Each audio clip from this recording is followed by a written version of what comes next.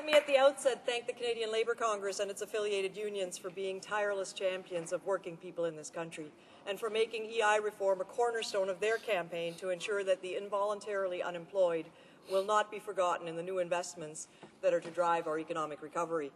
The motion that is before us today is a testament to their dedication and determination, and I am proud to have been able to table it in this House on behalf of all of the hard-working Canadians who now, more than ever, need this government support. Mr. Speaker, I don't think there's anyone in this House anymore who would not acknowledge that our economy is in one of the worst recessions since the 1930s. But since we're also not yet prepared to use the D word, depression, to describe the current state of the Canadian economy, perhaps we could all just agree that we're in the Great Recession. And as leaders throughout the G20 have acknowledged, at times like these, history teaches us that governments have a critical role to play in protecting the jobs of today, creating the jobs of tomorrow, and helping the innocent victims of this economic crisis. Unfortunately, the Conservative government in this country has only turned its mind to part of that challenge. New Democrats have detailed the shortcomings of their budget in great detail, and I don't have the luxury of time to repeat all of those arguments here. Suffice it to say that neither the government nor its Liberal allies who supported the budget believe that the economy is designed to create better lives for all. Rather, they believe that the economy is designed to create higher profits for the few. And if that is the premise that underlies their plan to bring Canada back to economic health, then it should come as no surprise that the plan would be all but silent on helping the innocent victims of corporate restructurings, plant closures, and layoffs. It speaks to an ideological predisposition to view it as a moral hazard to provide too much assistance to unemployed workers. That's why the Minister of Human Resources and Social Development is on the record stating, quote, "We do not want to make it lucrative for them to stay home and get paid for it." This from the Minister in charge of EI. It is absolutely shameful. And Darcy Rezak, Managing Director of the Vancouver Board of Trade, expresses the same sentiment about EI's purported erosion of Canadians' work ethic even more bluntly. And again I quote, "Improved insurance always carries with it a moral hazard. We could see more unemployment because the richer benefits would make some people choose to stay on EI instead of moving to where work is available or taking lower-paying jobs." Well, that may be the logic of the right, but it is completely out of touch with reality. I would invite members of the government and indeed of the Liberal Party, all of whom supported the federal budget, to come to my hometown of Hamilton. This week, 1,500 additional workers lost their jobs at US Steel. It made the national news. But sadly, that is just the tip of the iceberg. There were earlier layoffs at US Steel, and there were layoffs at National Steel Card, Tinnerman, Stelwire, Multiserve, Samuel Kent, Tamarack Lumber, Triple M Metals, Global GIX Canada, Daycor, Samuel Plate Sales, North American Tillage and Tool, Georgia Pacific, and HD Industries. And these are just the layoffs since April of last year, and only in plants organized by the United Steelworkers. They don't include the jobs lost in nursing, the auto sector, small manufacturing, the service industry, healthcare, construction, or any of the hundreds of non-unionized workplaces that make up our complex local economy. Across the nation, we lost 129,000 jobs in January of this year alone. But these newly unemployed workers in Hamilton and right across the country are not mere statistics. They are the innocent victims of decisions made elsewhere. They are family members. They are consumers that support our small businesses. They are property taxpayers that support our municipalities. And they are income taxpayers that support our schools and healthcare system. They deserve the attention and support of this government. And it's not just New Democrats who are saying that. Economists of all stripes agree that we must pay attention to the victims of this recession. They all agree that a crucial component of charting the road to economic recovery is to provide support to those who have lost jobs through no fault of their own. In fact, they eloquently make the case that employment insurance is a key macroeconomy automatic stabilizer. EI benefits are spent in local communities and provide the economic stimulus that stabilizes hard-hit communities.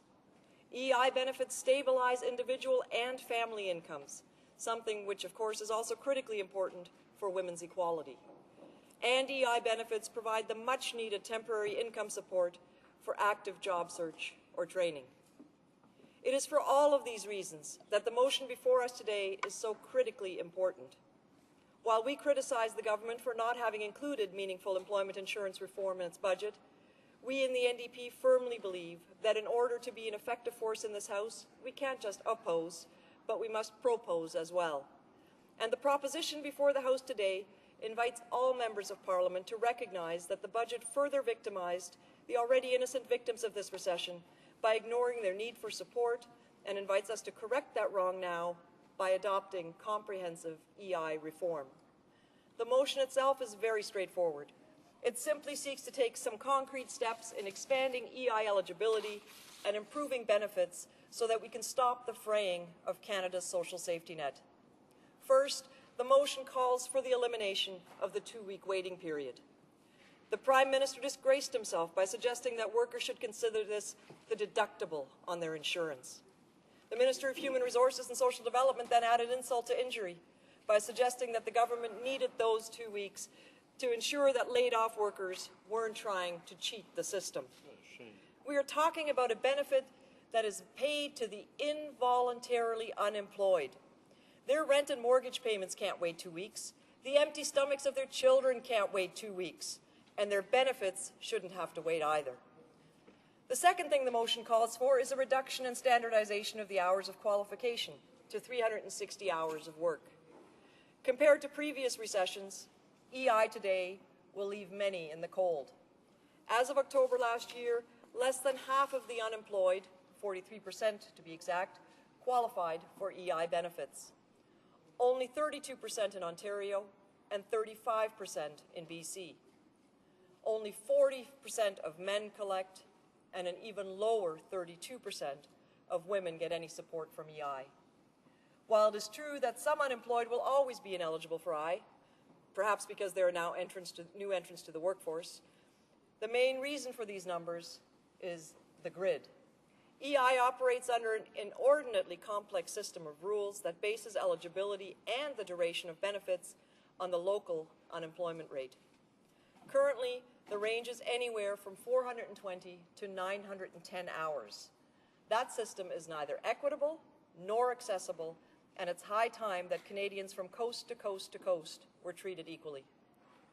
Thirdly, the motion calls for self-employed workers to be allowed to participate in the plan. That part of the motion is plainly self-explanatory, so I won't spend a lot of time on it here.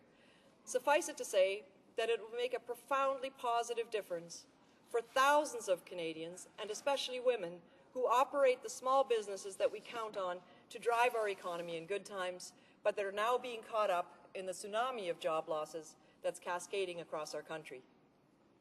The fourth part of the motion calls for an increase in the weekly benefits that unemployed workers would receive.